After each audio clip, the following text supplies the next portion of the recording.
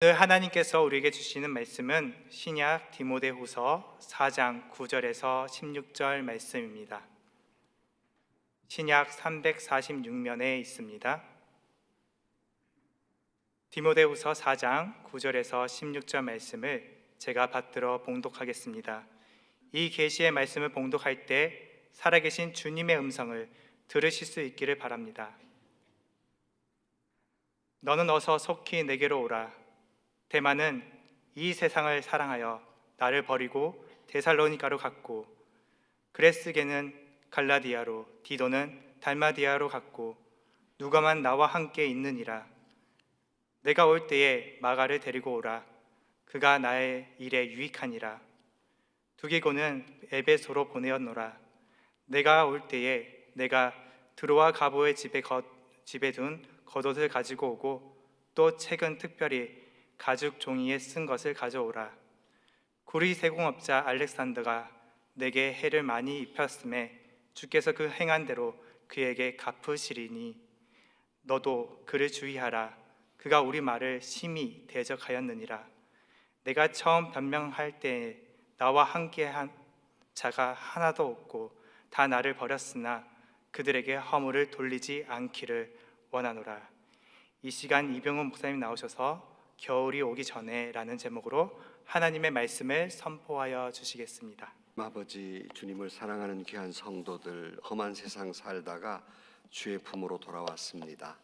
겸허한 마음으로 주의 말씀을 기다립니다. 귀한 자리 부족한 종을 세우셨사오니 성령께서 임하셔서 말씀하여 주옵소서. 행여나 사람의 말은 가리워 주시고 오직 하나님의 음성만이 들려지게 하여 주옵소서. 예수님의 이름으로 기도하옵나이다. 아멘. 할렐루야. 이 아침에도 주의 은혜가 우리 가운데 함께 하실 줄로 믿습니다. 항상 토요일 날 먼저 전주에서 광주로 오는데요. 어제 막 이제 광주로 오려고 출발을 하려고 하는데 제가 섬기던 교회의 권사님이 김장했다고 한 박스를 가져오셨어요. 아직 맛은 못 봤습니다. 아, 김장철이구나 하는 걸 느끼면서.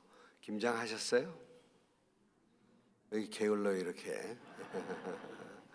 이쯤 되면 모든 자매님들이 겨울살이를 준비하면서 맨 먼저 하는 것이 김장이에요. 겨울 준비를 하고 있는 것이죠. 저희 어머님이 95세신데요. 요양시설에 계셔서 저희 형님하고 저하고 번갈아 가면서 매주 한 번씩 어머니를 뵈러 갑니다. 자꾸 나이가 많으시다 보니까 몸이 굳어져 가요. 그래서 이게 휠체어에 앉는 것도 힘들어 하셔서 제가 이렇게 주물러 드리면서 무척 마음 아파하니까 돌보시던 분이 제게 그래요. 아이고, 우리도 뭐 조금 있으면 다 이 모습일 텐데요. 그런 말을 해요. 실제적으로 제가 늘 저희 어머니를 뵐 때마다 나도 한 20년 있으면 똑같이 이 모습일 텐데 하는 생각을 가지면서 마음으로 준비를 해봐요. 나도 언젠가는 요양시설에 들어와서 이런 모습일 텐데. 아니, 남의 말 듣는 것처럼 하지 말고 여러분은 준비했냐고요. 여러분은 준비하셨습니까? 준비하고 살아야 되거든요. 저번 주에 그 초등학교 때부터 친구가 있는데요. 전주 한옥마을의 그 커피숍에서 같이 커피를 마시면서 있는데 제 친구가 그래요. 이제 우리는 하늘나라 갈 준비를 해야 될 때가 됐다 그래요. 그 사람은 그 캐톨릭 신자인데요. 이제 하늘나라 갈 준비를 해야 되겠다 그래요. 그래서 의미를 제가 알기 때문에 제 친구에게 그랬습니다. 하나님 나라는 우리가 뭘 한다고 가는 게 아니라 하나님의 나라는 은혜로 가는 거다. 우리가 뭘 한단들 하늘나라 갈 만한 자격이 생기겠느냐. 하늘나라는 은혜로 가는 거다. 캐톨릭 신자들은 거의 공로가 조금 있거든요. 그래서 전적인 은혜이다라고 이야기하면서, 그러나 우리가 이 땅에서 말씀대로 살고 선하게 살아야 하는 것은 하나님 나라 가기 위해서가 아니라 하나님 나라 갈 사람이기 때문에. 감동이 없어 어떻게? 내가 하나님 나라 갈 사람이기 때문에 이 땅에서 말씀대로 살아야 되고 선한 일을 많이 하고 살아야 하는 거다 그랬어요. 그랬더니 일리가 있네 그래요. 여러분에게 다시 물어요. 그렇다면 여러분은 하나님 나라 갈 준비가 되어 있습니까? 제가 좋아하는 천상병 시인의 귀천이라고 하는 시를 참 좋아하는데요. 그는 이렇게 시를 쓰고 있습니다. 나 하늘나라로 돌아가리라. 새벽빛과 닿으면 쓰러지는 이슬 더불어 손에 손을 잡고 나 하늘로 돌아가리라. 노을빛 함께 단둘이서 기슭에서 놀다가 구름 손짓하면은 나 하늘로 돌아가리라. 아름다운 이 세상 소풍 끝내는 날 가서 아름다웠다고 말하리라. 다 우리 하늘로 돌아갈 사람들이잖아요. 오늘 본문은 사도 바울 디모데후서, 그러니까 사도 바울의 마지막 서신 디모데후서고요. 그 마지막 부분이 오늘 본문의 말씀이에요.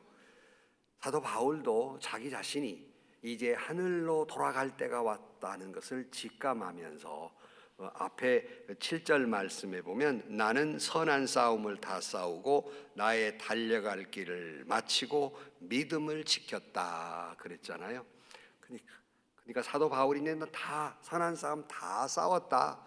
이제 내가 하늘나라로 갈 때가 됐다 이렇게 말하면서 믿음의 아들 디모데에게 유언처럼 하신 말씀이 오늘 본문에 있는 말씀이고 제목을 겨울이 오기 전에라는 제목을 달았습니다.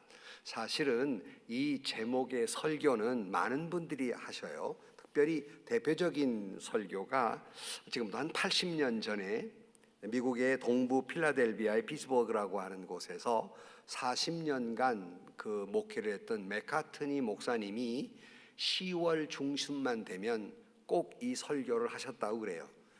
그러니까 성도들이 너무 설교가 은혜가 되니까 목사님에게 요청을 했어요.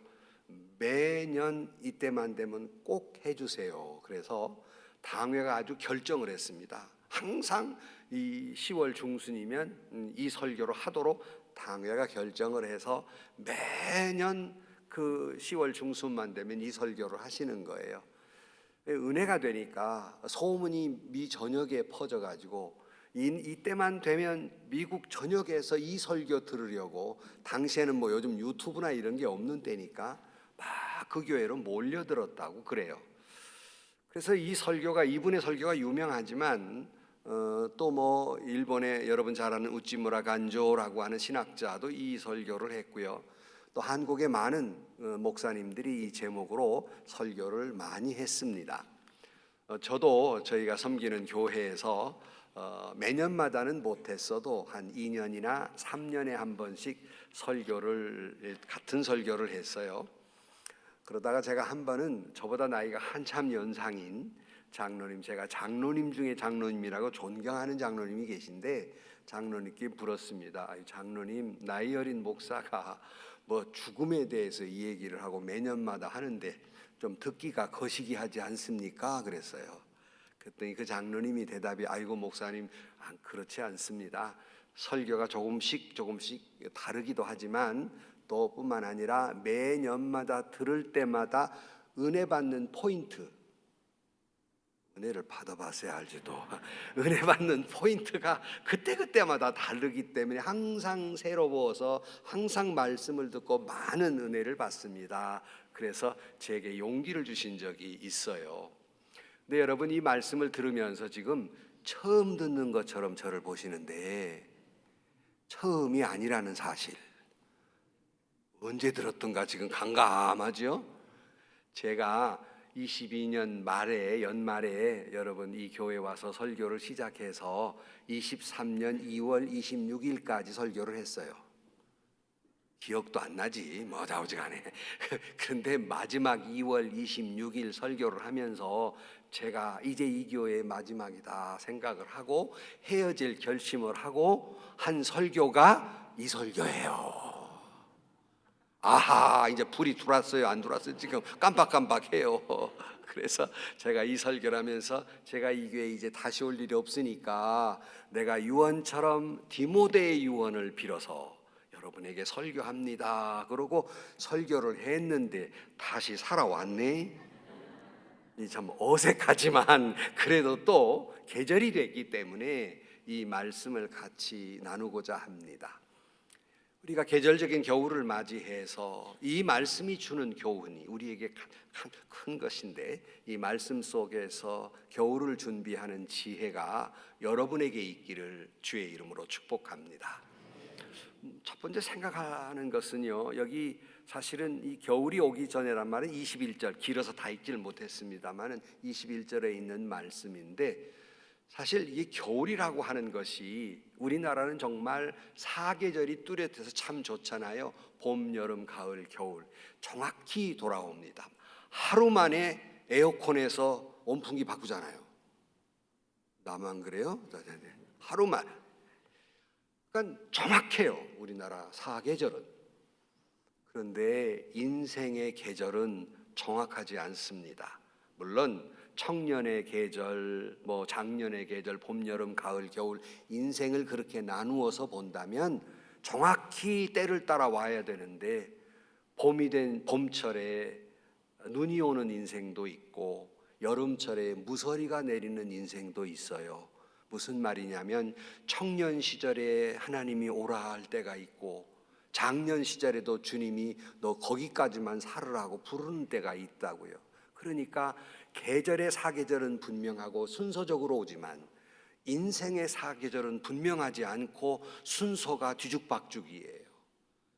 여러분 지금 이 말을 들으면서 나이 드신 분들은 조금 감이 오르는지 몰라도 저보다 젊은 사람들은 지금 나하고 상관없는 설교네 하고 듣고 계셔. 근데 순서가 없어요. 누가 먼저 하늘나라 갈지 모르는 거예요. 인생의 겨울은 느닷없이 찾아와요. 그러므로 항상 우리는 겨울을 준비해야 하는 것이에요. 오늘 본문의 사도 바울의 환경을 보면 사도 바울이 두 번째 로마 감옥에 투옥된 상태입니다. 마메틴 감옥에 두 번째 투옥이 됐는데요, 사도 바울이 내가 이제 두 번째 투옥이 됐는데 이제 머지않아 순교하게 될 것이다. 이 겨울이 지나가면 봄이 되면 순교할 것이라는 예감을 가져요. 그러면서 믿음의 아들 디모데에게 너 보고 싶다, 마지막 믿음의 아들의 얼굴을 한 번 보고 싶은 생각에 너 겨울 전에 내게로 어서 오라고 말하고 있는 겁니다. 특별히 사도 바울이 겨울이 오기 전에 어서 오라는 그 계절적 요인이 있어요. 그건 뭐냐면 당시에 디모데가 사도 바울에게 로마로 가려면 육로로는 대단히 멀고 어렵기 때문에 이 배를 타고 가야 되는데 겨울이 되면 지중해가 얼어버려요. 배가 못 움직이니까 이 바다가 얼기 전에 와라, 그런 얘기예요. 그래서 겨울이 오기 전에 어서 오라고 이야기하고 있습니다. 그런데 계절적인 요인도 있지만 아까 말씀드린 대로 그가 이제 죽음이 임박해서 내가 죽을 날이 얼마 남지 않았다, 너 얼굴 한번 보자 라고 그를 죽음을 예감하고 부르는 거예요. 여러분, 사람은 모두나 다 죽어요. 그래서 철학자 하이데커가 그런 말을 했어요. 인간은 죽음을 향해 걸어가는 존재이다 그랬어요. 제가 또 예언을 한번 해보면 이 예언은 틀리지도 않는다 그러잖아요. 100번 하면 100번 맞는다고. 뭐요? 죽는다고. 틀림없이 죽어요, 여러분. 표정은 안 죽을 것 같으지 틀림없이 죽는다고요. 그래서 모든 인생은 죽음을 향해 걸어가는 존재인데 이걸 자각을 않고 그냥 살아가는 모습을 보면 아귀 다툼하고 살아가는 것을 보면 무슨 천년 만년 살 것처럼 그렇게 행동을 한단 말이에요. 죽음을 기억하는 인생들은요, 삶이 진지해요. 죽음을 인식하고 살아가는 존재들은 삶을 1분 1초도 헛되이 보내지 않아요. 진지하게 사는 거죠. 이것이 겨울을 준비하는 자의 지혜예요. 그런데 여기 보면 사도 바울이 이게 죽음을 앞두고 있기도 하고 또 계절적인 겨울이기도 하는데 삼중적 겨울을 맞고 있어요. 그것은 외로움이라는 겨울이에요. 다 사도 바울을 떠나버렸어요.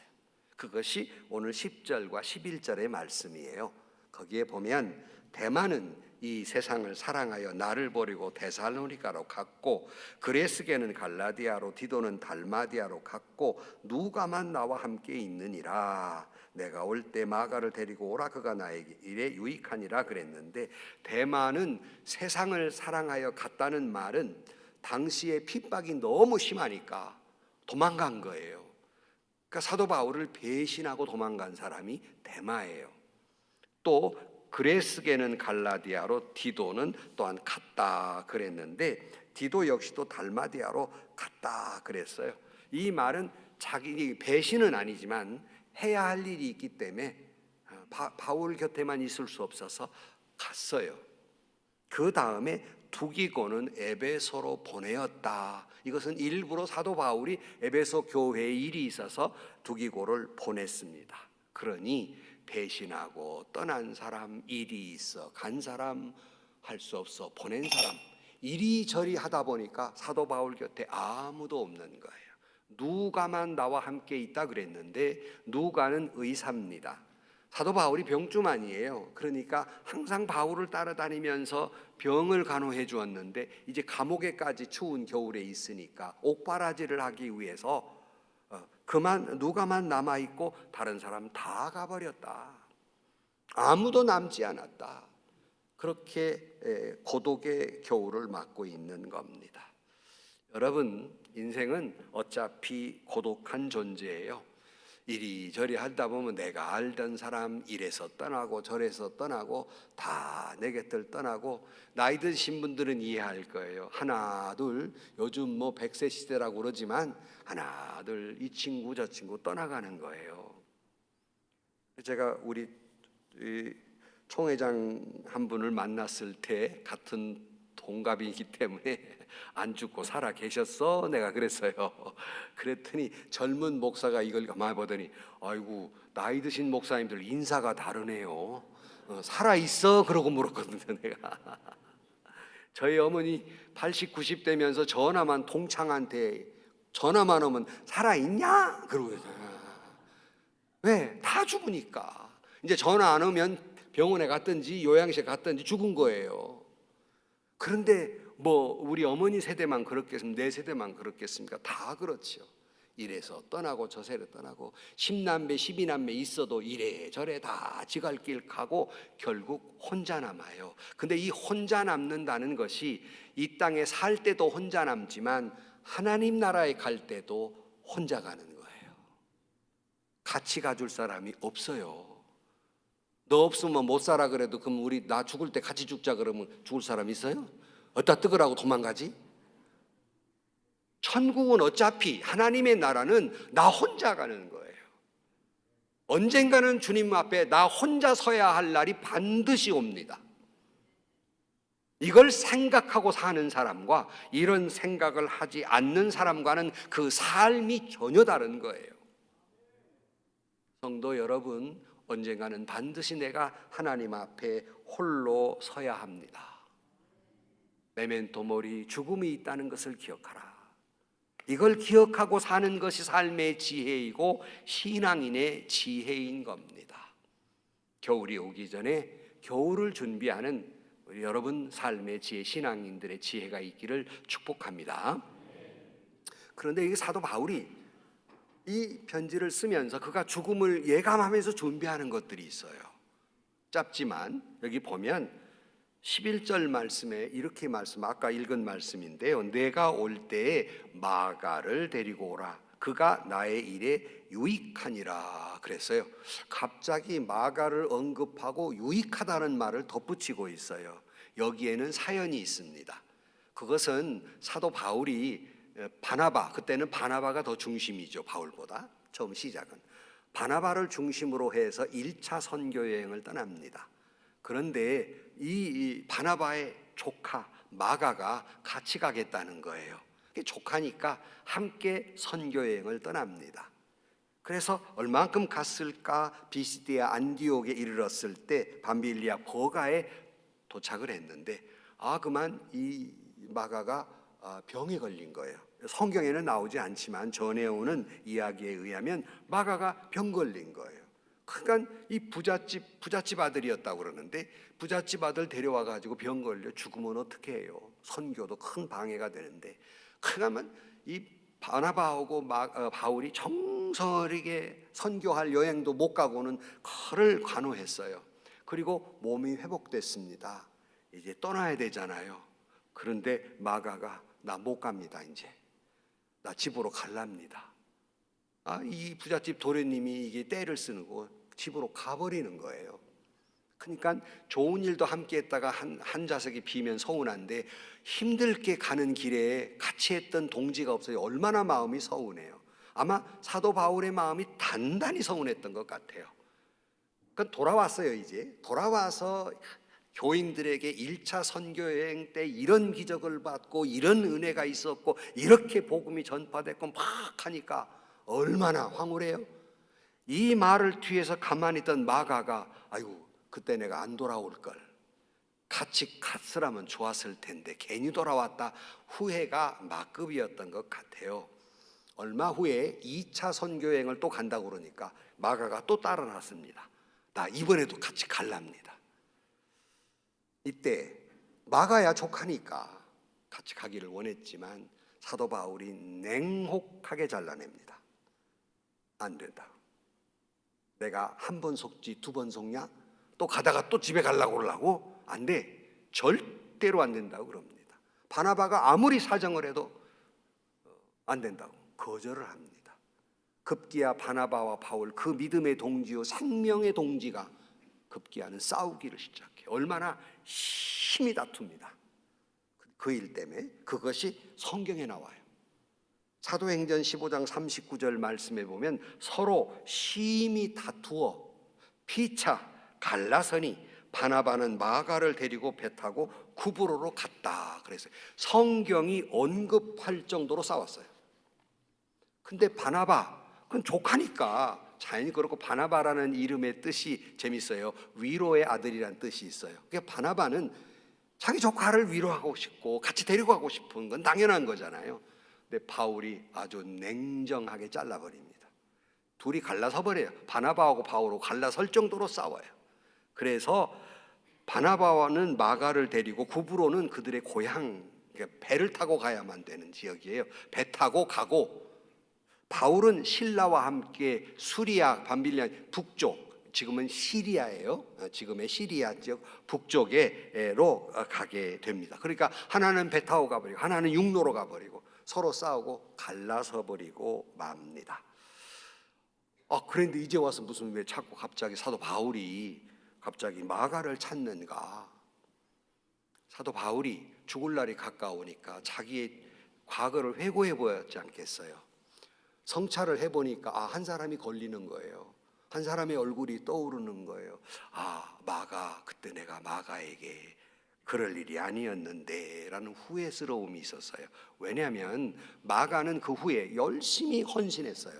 그래서 베드로 사도의 목회를 열심히 도왔고요, 나아가서 여러분이 잘 아는 마가복음을 기록한 그 마가예요. 또 마가의 다락방, 바로 그 마가예요. 그러니까 사도 바울이 보니까 내가 그럴 일이 아니었는데, 내가 그때 너무 지나쳤구나, 내가 혈기가 방자한 젊은 때라 내가 그때 그냥 용인할 것을 내가 잘못했구나, 내가 그 서운함을 좀 풀어야 되겠다, 내가 그때 잘못을 마가를 용서할 뿐만 아니라 나도 잘못이 있으니 용서를 빌어야 되겠다 하는 생각을 가지고 마가를 데려오라. 그때는 필요 없다고 잘라냈는데 지금 보니까 마가가 내게 뭐 한다고요? 유익하다. 그래서 유익하다는 말을 지금 붙여놓은 거예요. 그때는 내가 잘라냈지만 지금 생각하니 참 유익한 사람이었다라는 거예요. 여러분, 겨울을 준비하는 여러분에게 있어 바울의 마가와 같은 사람은 없습니까? 내가 냉혹하게 잘라내고 미워했던 사람, 화내고 분노하고 정죄했던 사람, 그런 사람 없습니까? 겨울을 준비하는 사람은 그런 사람에게 용서를 빌고 용서하는 계절이 돼야 한다는 거예요. 근데 아무도 아멘을 않고 쥐죽은 듯이 조용해지가면 그런 미운 마음 가지고 어떻게 하늘나라 가요? 어떻게 잘라내고 어떻게 정죄하는 그 마음 가지고 어떻게 하늘나라 가서 주님을 뵙고, 내가 아까 단독자로 서야 된다 그랬잖아요. 저도 나이 들어서 은퇴를 하고 난 다음에 돌아보면, 총회나 노회나 이런 일들을 돌아보면, 그때는 젊었을 때 정의감이 팔팔했고 그것만이 옳을 것 같고 다른 건 다 하나님 앞에 다 잘못하는 사람들이고, 그렇게만 생각을 해서 때로는 고집도 부려보고 때로는 마음으로 미워도 해보고, 뭐 그런 일들을 뒤돌아보면, 지금 생각해 보면요, 그럴 일이 아닌데, 그 별것도 아닌데 내가 왜 그랬을까? 그때는 젊은 청년 같은 시절이었기 때문에 너무 젊어서 잘라낼 걸 잘라내고 수술할 건 해버리고 막 고집을 했지만, 생각해 보니 잘못했더라는 겁니다. 이 바울의 마음이에요. 그럴 일이 아닌데, 내가 서운해간 사람들이 있었을 텐데. 여러분, 저 사람만 잘라내면 우리끼리 잘 될 것 같으죠? 에이, 내 이놈은 내가 여기 떠나버리면 못 올 것 같아. 떼뭉쳐 떠나죠. 떠난 사람은 떠난 사람끼리 또 싸우고요, 우리끼리 하면 우리끼리 한 사람이 또 싸워요. 저는 교계에 너무나도 많이 봤어요. 너무나도 많이 봤어요. 그럴 일이 아니에요. 저 사람만 없으면 잘 될 것 같습니까? 지들끼리 또 싸우더라고. 갖고 2개, 3개 또 갈라져요. 겨울을 준비하는 인생, 그럴 수 없습니다. 내가 주님을 만날 때 내 마음에 예수님 마음, 화평한 마음으로 주님을 만나야 하지 않겠습니까? 이렇게 마음으로 용서하고 기쁜 마음으로, 평안로운 마음으로, 용서할 건 용서하고 용서받을 건 용서하면서 해야 되지 않겠어요? 인생의 겨울을 준비할 때 맨 먼저 사도 바울의 모습처럼 우리는 미워하고 시기하고 질투하고 원한을 품었던 것 다 풀었을 때 우리가 하나님 나라에 갈 수 있지 않겠습니까? 이 문제가 해결되지 않고는 하나님 은혜를 받을 수 없어요. 이 문제를 해결하지 않고는 어디다 대고 하나님께 복 달라 그래요. 어디다 대고 내 기도대로 응답해달라 그래요. 내 마음의 그 미운 마음은 지독한 그런 시기와 질투와 미움과 원한과 원망과 이 마음을 품고 어떻게 하나님께 복을 달라 그래요. 인생에 준비할 것은 넓은 마음, 예수님 마음, 포용하는 마음, 용서하는 마음, 이해하는 마음, 아무도 미워하지 않고 아무도 미움을 받지 않는 마음으로 살아갈 때야 주님 앞에 은혜도 받고 복도 받지 않겠습니까? 기도도 응답되지 않겠습니까? 우리 넓은 마음을 품을 때 비로소 우리는 하나님의 은혜를 구할 수 있는 사람이 되는 거예요. 주님 말씀하셨잖아요. 네가 미워하면 나도 너 미워한다. 네가 용서하면 나도 용서한다. 왜 성경 말씀을 안 믿어요? 왜 성경 말씀을 우습게 여겨요? 마가를 부른 것은 용서할 뿐만 아니라 용서를 받기를 원했습니다. 혈기방자한 때에 용서를 구하고 있어요. 인생의 겨울이 오기 전에 자존심 부리는 건 여름철이나 할 수 있는 거예요. 겨울이 오면, 여러분, 겨울이 오면 서로 사람과 사람의 온기를 나누는 따뜻한 체온으로 살아가야 하지 않겠습니까? 우리 성안교회가 이 겨울이 오기 전에 서로 간에 용서와 화해와 이해와 넓은 마음을 품고 냉혹한 추운 바람이 아니라 서로 예수 그리스도의 사랑의 온기, 그냥 인사만 좋아해서 사랑합니다 하고 그냥 할 수 없이 하지 말고 진정으로 서로 간에 예수 그리스도의 사랑의 온기로 서로를 데워서 이 교회가 은혜가 넘치는 교회가 되기를 축복합니다. 제가 2부 예배 때 어느 장로님과 이렇게 악수를 했더니, 아유, 목사님 손은 언제나 따뜻해요 그래요. 겨울인 게 그렇지 여름이면 우리 집사람 내 곁도 못 오게 와요. 내가 손이 따뜻하거든요. 잡아보세요. 따뜻해요. 이처럼 서로 교우와 교우끼리 사랑의 온기를 느끼면서 다정하게 악수하면서 여러분 이 겨울을 서로 이해와 용서로 예수 사랑의 온기를 느끼는 그러한 은혜로운 교회가 되기를 주의 이름으로 축원합니다. 이것이 겨울을 준비하는 자의 모습이에요. 사도 바울이 맨 먼저 한 일이에요. 이것이. 그 다음에 겨울이 오기 전에 13절을 가보면 내가 올 때에 내가 드로아 가보의 집에 둔 겉옷을 가지고 오고 또 책은 특별히 가죽 종이에 쓴 것을 가져오라. 두 가지를 가져오라는데요. 하나는 겉옷이고요. 하나는 가죽 종이에 쓴 것, 성경책을 가져오라는 겁니다. 그 이 두 가지가 추위의 관계가 있어요. 겉옷을 가져오라는 것은 사도 바울이 겨울이 되니까 겉옷을 입어야 되니까 내가 육체적으로 춥다. 그러니 겉옷을 가져다 다오 그랬어요. 그러면 가죽종이에 쓴 것은 뭐냐? 내가 영적으로 춥다. 말씀을 내가 읽어야 되겠다. 왜? 죽음을 앞두고 있거든요. 오직 하나님의 말씀만이 그에게 힘과 용기와 하늘의 소망을 품게 해주기 때문에 말씀을 가져오라 그랬어요. 그에게는 주변에 돕는 사람들이 얼마나 많았습니까? 믿음의 아들 디모데도 있었고 수많은 동역자들이 있었지만 이래서 가고 이래서 보내고 저래서 떠나버리고 다 떠나버렸어요. 그의 무슨 인생을 살아면서 세상의 명예도 사라지고 이제 남은 것이 모든 사람 떨어지고 육체의 힘은 약해지고 남은 것이 죽음만이 남아있을 때 사도 바울을 붙잡을 수 있는 것은 오직 하나님의 말씀이었다는 거예요. 여러분, 여러분의 인생의 마지막을 지켜주는 것은 은행 잔고가 아닙니다. 여러분이 막 주머니 건강식품이 아니에요. 여러분이 마지막 여러분을 지켜주는 것은 하나님의 말씀입니다. 겨울을 준비하는 사람은 말씀으로 돌아가는 거예요. 여러 번 말씀드렸습니다. 저희 아버님이 90세에 딱 90세에 돌아가셨는데요. 공부를 얼마나 열심히 하는지 그냥 나이가 80이 넘어서 1급 통역사 자격을 따고 이러셨어요. 지식의 욕구가 굉장하신 분입니다. 공부를 의사들이 원래 막 항상 공부하지만은 공부를 계속 하셨어요. 돌아가신 다음에 이제 제가 책을 아니까 그분의 서재를 얼마나 책이 많은지 서재를 다 정리하면서 이분이 마지막 뭐 하셨을까 궁금한 일들 있잖아요. 그런데 어디서 뭉치가 하나 나와요. 보니까 큰 달력 있잖아요. 큰 거. 거기에 보니까 저희 아버님이 성경을 필사한 모습이 나와요. 왜 큰 거냐? A4 용지도 있는데 손이 떨리니까 작은 거는 못 쓰시는 거예요. 그러니까 이게 떨면서 큰 글씨로 이게 성경을 필사하신 겁니다. 제가 왜 이 말씀을 드리느냐? 아무리 지식의 욕구가 많아서 공부를 열심히 한 분도 마지막 손을 떨면서 가져다 온 것은 세상의 전문 서적이나 무슨 연애 소설이나 공상과학 소설이 아니라 하나님의 말씀이었다는 겁니다.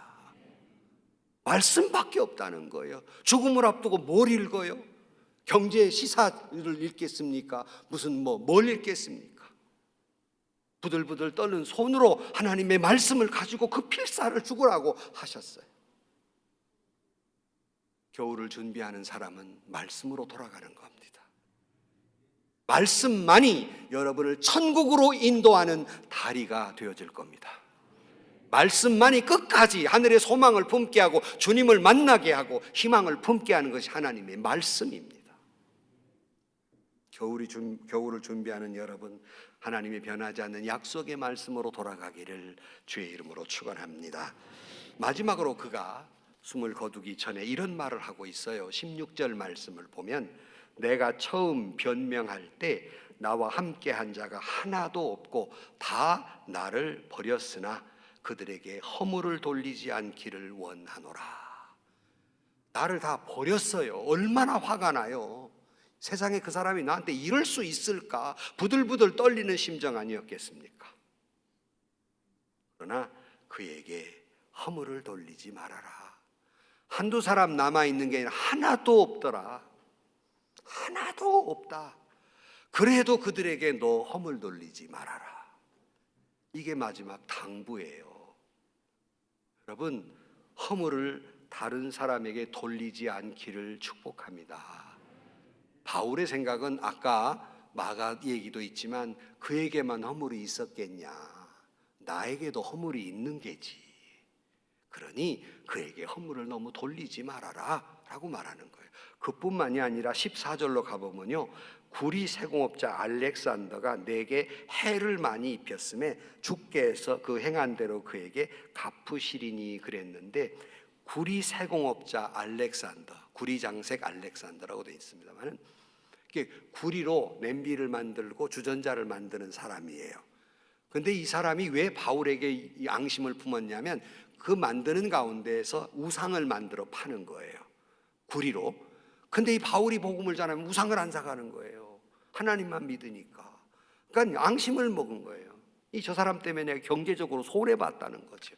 바울의 목회 얼마나 지독히도 힘들게 했는지, 힘들게 했어요. 그러나 너 주의는 하되, 디모데에게 그 주의하라. 그렇지만 그 모든 원수는 하나님께서 갚아주시리라. 그러니까 내가 갚는 게 아니라 하나님이 갚아주시리라 이야기하고 있어요. 인생을 살다 보면 어차피 인생이라는 게 부딪힐 수밖에 없고 서로 부딪히며 살기 때문에 때로는 피차에 장애를 주기도 하고 손해를 입히기도 하고 방해가 되기도 하고, 그럴 수 없는 상처를 입히기도 하고, 아니 그냥 상처입니까? 평생 내가 지울 수 없는 상처를 내게 준 사람도 있어요. 사도 바울은 그들에게 그래도 허물을 돌리지 말아라. 하나님이 갚으실 때니까 너 자신이 원수 갚으려고 하지 말아라. 네가 어떻게 해보려고 하지 말아라. 그걸 뺀지로 빼내고 잘라내버리고 뭐 어떻게 하려고 하지 말아라. 겨울을 준비하는 자라면 내게 어려움을 준 사람, 해코지한 사람, 고통을 준 사람 원수 갚지 마시고 허물을 그들에게 돌리지 마시고 하나님께 맡기시기를 주의 이름으로 축원합니다. 제가 2부 예배 마치고 우리 이 교회 등록은 안 했는데 공황장애가 있으시다고 그래서 기도를 해 주었는데요. 여러분, 이 모든 것들이 내 마음속에 정말 어떤 미운 마음, 시기하는 마음, 이 모든 것들이 사라질 때 그런 질병도 사라질 줄로 믿습니다. 허물을 돌리지만 내가 허물을 남에게 돌리는 한 나는 속병 생기고 있는 거예요. 내 육체적 질병을 내가 쌓고 있는 겁니다. 그래서 그런 말 있잖아요. 50이 넘거든 남에게 시비를 걸지 말고 60이 넘거든 남에게 허물을 묻지 말아라. 왜? 못지않게 60년 살았으면요 그 인생 허물 많아요. 안장로님 허물 없으세요? 저 허물 많아요. 저도 50이 넘으면요 저 실수한 건 많아요. 그런데도 자꾸 철없이 남 시기하고 질투하고 미워하고 분노하십니까? 그건 철없는 거예요.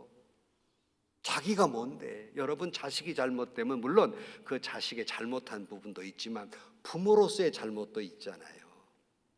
남편이 잘못했을 때 그 남편 잘못한 건 맞지만 아내로서 그가 타락을 했지만 원인 제공을 내가 할 수도 있는 것이거든요. 그러니 50쯤 넘으면 60쯤 넘으면 너무 남 허물하지 말고 남 탓하지 말고 그러니까 끝까지 여러분 믿음을 지키시기를 주의 이름으로 축원합니다. 이혜인의 가을 편지라는 시가 장편인데 짧게만 읽어드리면 그 푸른 하늘에 당신을 향해 쓰고 싶은 말들이 오늘은 단풍잎으로 타버립니다. 밤새 산을 넘은 바람이 손짓하며 나도 잘 익은 과일로 떨어지고 싶습니다. 당신 손 안에. 누구나 한 번은 수의를 준비하는 가을입니다.